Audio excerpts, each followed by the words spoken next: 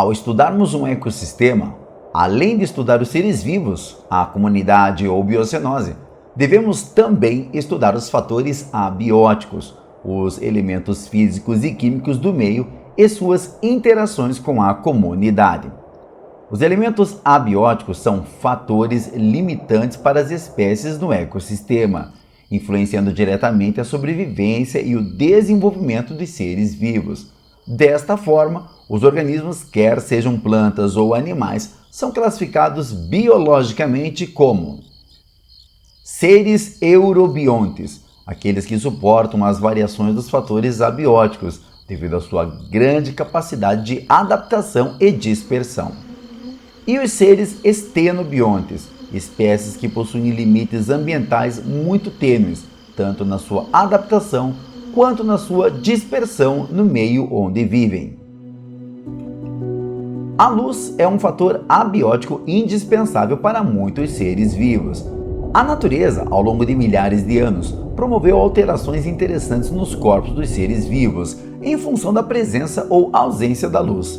Isso pode ser visto nos seres abissais, que possuem alterações que lhes capacitam a emissão de luz em áreas de profunda escuridão.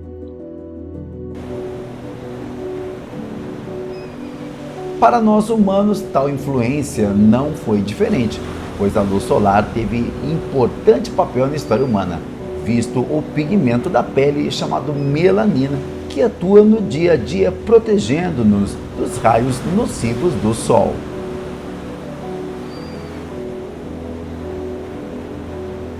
Abrangendo mais nosso conhecimento, é possível descobrir que a luminosidade atua também nas glândulas que controlam a ovipostura das aves, ou ainda poderíamos destacar que nos vegetais a luz influencia na germinação e no crescimento de muitas espécies de plantas. Se classificarmos os seres vivos quanto à luz, teríamos os lucífilos ou heliófilos, que necessitam da luz, como exemplo clássico os insetos. Agora, os lucífugos ou heliófobos, aqueles que se afastam da luz, teríamos como exemplo os morcegos e os ratos. Mas nem todos os seres vivos querem viver com muita luz, nem tampouco em profunda escuridão. Nesse caso, citamos os seres ombrófilos, aqueles que vivem com luz indireta, ou poderíamos chamar aqui de luz difusa, como exemplo os anfíbios e as lesmas. Mas será que todos os seres vivos suportam a variação brusca da luz? Biologicamente falando, podemos dizer não. Os eurífotos são seres que suportam a variação da luminosidade no meio onde estão, mas os estenófitos são seres que não suportam tal variação de luminosidade aonde se encontram. Por exemplo, em comparação com uma lesma, os humanos seriam os eurífotos e as lesmas seriam os estenófitos. Estes animais precisam que sua pele esteja sempre úmida para favorecer as trocas gasosas com o meio. Pelo contrário, podem morrer. Outro importante elemento não vivo do ecossistema, citamos aqui, é a temperatura. Ao longo da evolução, os seres vivos puderam se adaptar para proteção contra variações drásticas de temperatura no meio ambiente. Afinal de contas, variações do clima podem provocar alterações no metabolismo de muitas espécies terrestres, aumentando ou reduzindo as atividades das enzimas das células. Os seres endotérmicos ou homeotérmicos, como no caso das aves e dos mamíferos, são organismos que possuem seu próprio sistema de termorregulação.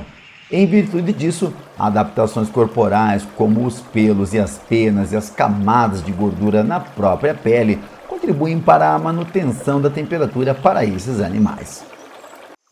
No entanto, os ectotérmicos, também chamados psilotérmicos, são organismos incapazes de controlar a temperatura corporal, consequentemente ficando à mercê da temperatura ambiental. Com exceção das aves e dos mamíferos, todos os outros seres vivos são psilotérmicos.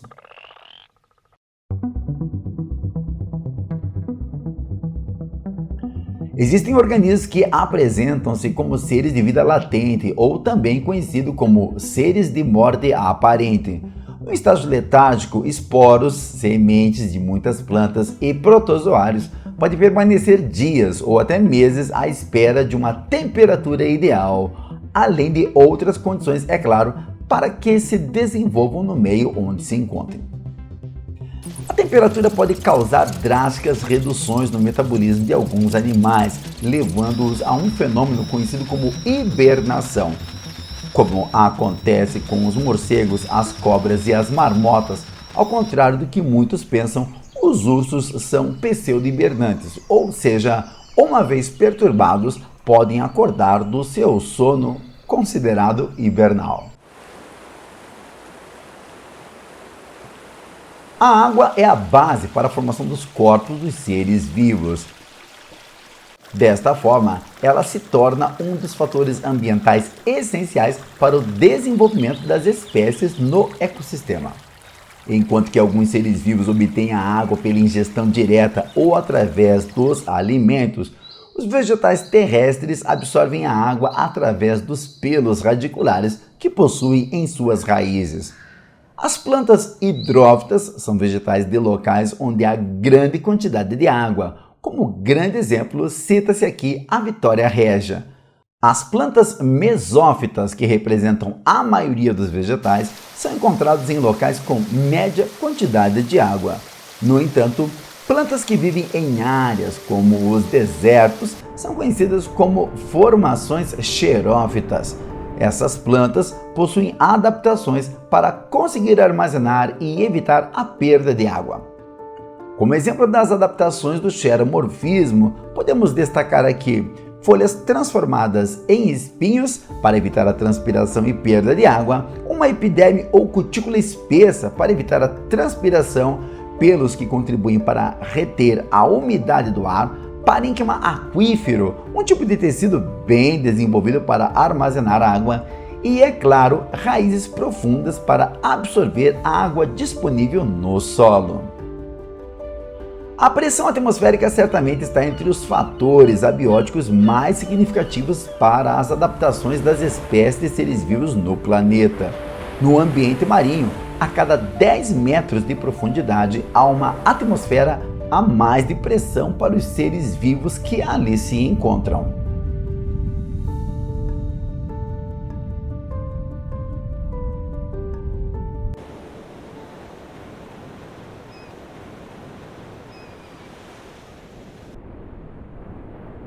No ambiente terrestre, em grandes altitudes, o corpo necessita de mais glóbulos vermelhos para compensar o ar rarefeito e o pouco oxigênio disponível. Nesse caso, chamamos tal alteração de poliglobulia. Mas no contrário, deslocando-se ao nível do mar, o corpo precisará destruir os glóbulos vermelhos desnecessários, e isso acontecerá num importante órgão chamado baço. A um primeiro momento não parece, mas a umidade é um outro elemento abiótico que tem impacto na vida de muitos seres vivos. Englobando de uma forma geral todos os seres vivos, quando uma espécie consegue suportar uma variação de umidade, chamamos essa espécie de euríigro. No entanto, do contrário, caso não possam suportar, dizemos que são seres estenóigros.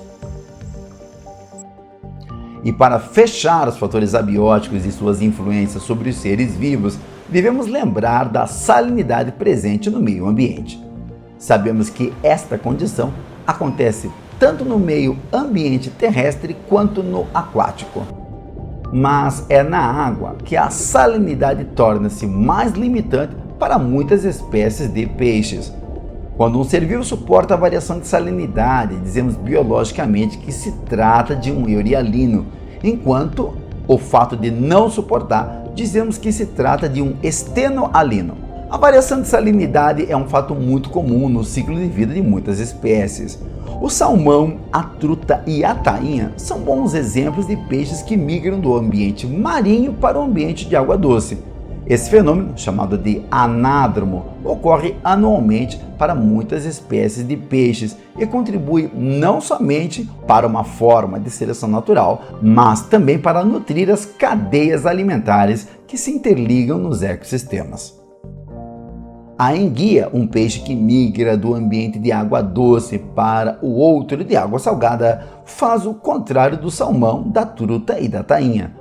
A enguia faz o que chamamos de catádromo, ou seja, vai do rio para o mar. Muito bem, eu espero que você tenha gostado deste conteúdo. Se gostou, se inscreva no canal, acione o sininho de notificações para receber novas postagens e, é claro, espero ver você em nosso próximo vídeo. Até mais!